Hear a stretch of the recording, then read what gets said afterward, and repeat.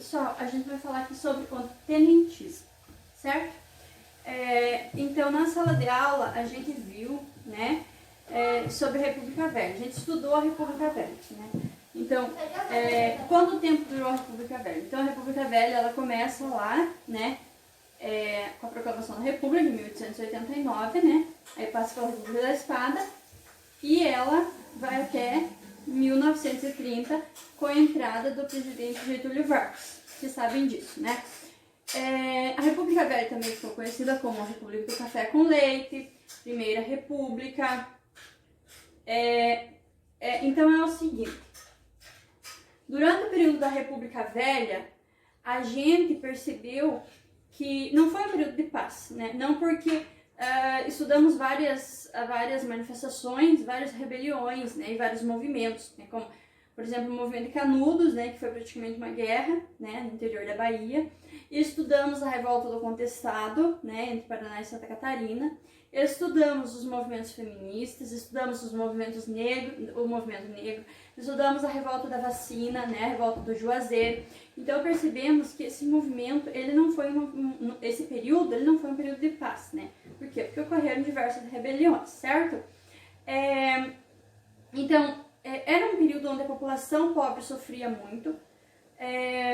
Por quê? Porque a renda, né, a maior parte da renda do país estava concentrada na mão dos oligarcas, dos grandes fazendeiros, né? Então a população não faz muitas rebeliões nessa República Velha aí, né? E também pelas fraudes eleitorais, pelos corruptos que estavam no poder, né? Então o oligarca mandava ali na região, mandava na sua fazenda e os habitantes do local tinham que obedecer esse oligarca. Então, para a população, o período da República Velha não era interessante. O período do café com leite, como vocês sabem. E aqui a gente vai ver, então, mais uma revolta, mais uma revolução, né? E é a revolta dos tenentes. Então, é o seguinte, o que acontece aqui? Havia os militares que ganhavam muito dinheiro, né? Os militares de alta patente, mas também aqueles que ganhavam muito pouco, de baixa patente. Então, o tenentismo foi uma revolta liderada por militares da baixa patente no Brasil, né?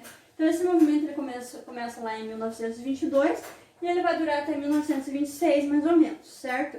Então, o que acontece aqui? A primeira revolta que eles vão fazer, a primeira, né, manifestação deles vai ser no Rio de Janeiro, né? Então vai ficar conhecido como a Revolta dos 18 do Forte, né? Do Forte de Copacabana. Então o que eles vão fazer, gente? Eles vão iniciar essa revolta exigindo seus direitos, né, exigindo maiores salários. E não somente maiores salários, mas eles também querem o fim da corrupção, eles querem o fim das fraudes eleitorais, né? Como vocês sabem. Ocorria muito voto de cabresto, né? Também ocorria muito que os oligarcas, eles até mesmo inventavam, né, pessoas para votar, né? Então as pessoas mortas, elas também viravam eleitores, né? Então os militares, eles queriam acabar com tudo isso. Então o que foi essa revolta do Forte? Então eles fizeram a sua manifestação, a sua revolta no Rio de Janeiro. E é claro que o governo, como sempre, ele vai ser contra essas manifestações. E o que o governo vai fazer? O governo vai... Para de fazer barulho, por favor. O governo vai mandar o exército, né? Para combater esses 18 tenentes aqui que estão fazendo, né, rebelião. A população também está com eles, né? E em um ato suicida, esses 18 tenentes, eles saem e enfrentam esses 4.000 soldados do governo, né? Então, como o próprio nome já diz, foi um ato suicida, eles vão morrer, né? Eles morrem. Então o governo, ele vem e detona com essa manifestação, certo? Em 1924, os militares se organizaram, né? E saíram por 11 estados brasileiros. Então, por quase todos os estados brasileiros, tinha militares fazendo suas manifestações, se revoltando, né, e tudo mais, né. E o governo tinha muito medo desses militares. Por quê? Porque eles tinham armas, né, e na Rússia já acabava de ter terminado uma revolução, né, Revolução de 1917, então o governo tinha muito medo desses militares. E quando aconteciam essas revoltas, ele vinha e acabava com essas revoltas, né, com o seu exército, certo? Aí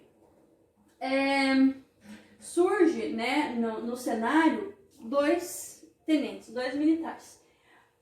Luiz Carlos Prestes, que vocês já devem ter ouvido falar, porque ele é muito famoso, e Miguel Costa. Então eles vão se organizar de forma a marchar pelos estados brasileiros a fim de que o governo os escute, né, de que a república os escute. Eles não eram contra a república, né? Não, eles acreditavam que a república ela tinha que melhorar, né? Tinha que ter mais igualdade, porque do jeito que estava não dava, os oligarcas mandavam, os oligarcas tinham todo o poder, os oligarcas tinham todo o dinheiro, então não tinha condição. Então os militares estavam lutando para que a condição da república melhorasse, né? E também para aumentar seus salários e tudo mais. Então vamos lá, o que esses militares fazem, gente? Eles vão marchar, né, por 11 estados brasileiros, né? Tem lá na apostila de vocês um mapinha, né, que mostra cada estado, né? E eles vão percorrer 24 mil quilômetros. Então imagina só, né, 1.000 militares, eles eram mais ou menos em torno de 1.000 militares, né, andando pelo Brasil em 24 mil quilômetros, né? É um caminho bastante longo, né? E nessas andanças, as pessoas elas se juntavam a eles, né?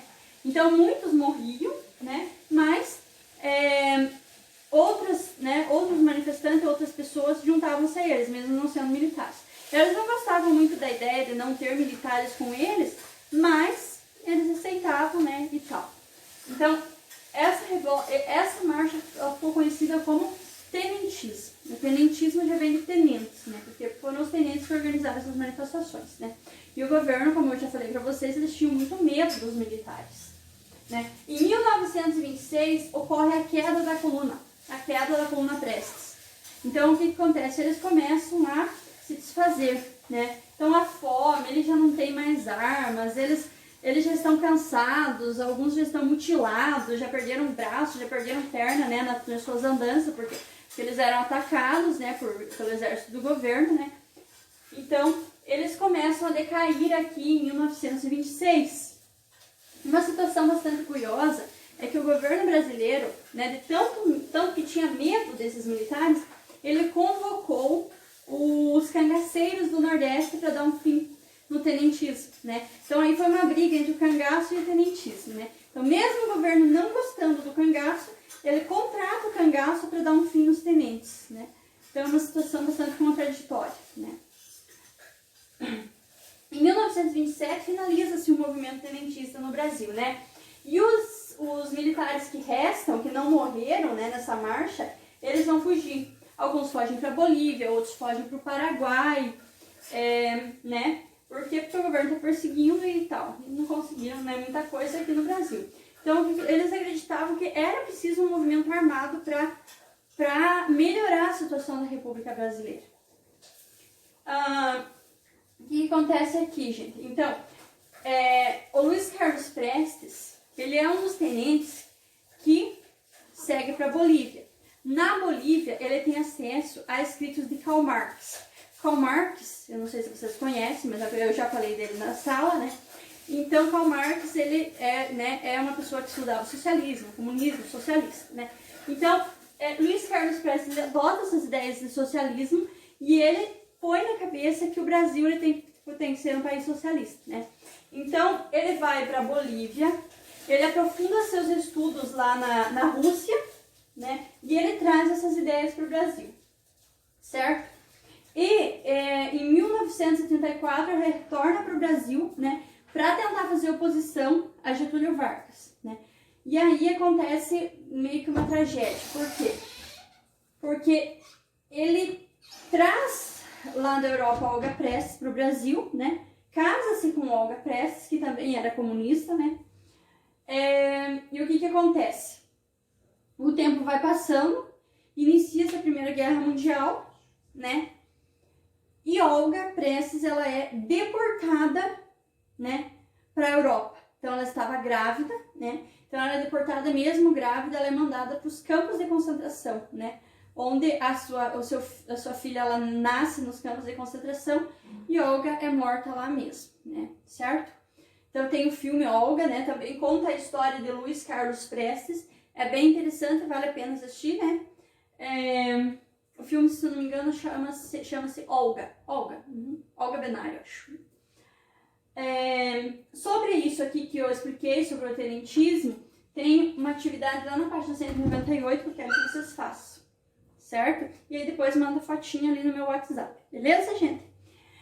Então vamos lá. Tenentismo, né? A revolta tenentista eu acho que tá claro, né? Eu acredito que deu para vocês entenderem. Se não conseguirem entender, né, na primeira visualização, vocês podem acessar novamente o vídeo, né? Vai estar com vocês esse videozinho, certo? Agora, gente, eu gostaria de falar com vocês e aproveitar aqui e explicar para vocês a entrada de Getúlio Vargas no poder. Então, o que acontece? A entrada de Getúlio Vargas no poder foi um evento muito importante, é histórico. Por que é histórico? Porque isso vai dar fim ao período do café com leite, vai dar fim ao período da República Velha, né? Então, acontece o seguinte, como vocês sabem, né, a Primeira República ela também era chamada de República do Café com Leite. Por quê? Porque havia uma alternância de governantes no poder, né? Então, ora era um presidente de São Paulo, ora um presidente de Minas Gerais, certo? Que governava. O que acontece aqui, gente? Aqui, em 1929, quem governava o Brasil era Washington Luiz, que já era São Paulino, né? Que já era de São Paulo. Então, Washington Luiz era um presidente de São Paulo. O que São Paulo faz? Então, era a época de entrar um presidente de Minas Gerais. São Paulo nomeia um futuro presidente de São Paulo mesmo, né? Que era o Júlio Prestes. Júlio Prestes. Só que o que acontece? Minas Gerais não se contenta com isso, porque era a vez do presidente de Minas Gerais governar o Brasil e não de São Paulo. Então, Minas Gerais vai se aliar com a Paraíba e com o Rio Grande do Sul, né? E vai apoiar um presidente chamado Getúlio Vargas, um futuro presidente chamado Getúlio Vargas, que morava no Rio Grande do Sul, e um vice-presidente que morava na Paraíba, certo? Então, essa aliança entre Minas Gerais, Paraíba e Rio Grande do Sul fica conhecida como Aliança Liberal, certo? O que acontece nessa eleição aí entre o Júlio Prestes e o Getúlio Vargas. GV, vou colocar. Getúlio Vargas. Júlio Prestes vence as eleições, né? Lembrando que tinha muita corrupção, tinha muita fraude, né, nas eleições e tal. Então, Júlio Prestes ele consegue vencer as eleições. Porém, Minas Gerais, Rio Grande do Sul e Paraíba não se contentam. E eles vão dar um golpe, né, em Júlio Prestes e Getúlio Vargas vai conseguir entrar no poder. Então, Getúlio Vargas não entra no poder porque ganhou as eleições. Não, ele deu um golpe, né? Quem ganhou foi Júlio Prestes. Deu um golpe e conseguiu, né, se tornar presidente do Brasil. Então, é o seguinte, gente. Júlio Prestes, na minha opinião, não seria um bom presidente. Por que não seria um bom presidente? Porque ele dizia o seguinte, o povo é caso de polícia. Lá no morro tem negros, né? Lá no Rio de Janeiro tem cortiços. Né? Então, esse povo pobre do Brasil é caso de polícia, não tem o que resolva, tem que matar essa população. Não, né, não se pode usar essas palavras, mas era isso que pensava Júlio Prestes. Já Getúlio Vargas tinha uma visão muito diferenciada de todos os presidentes do Brasil que já haviam estado no poder.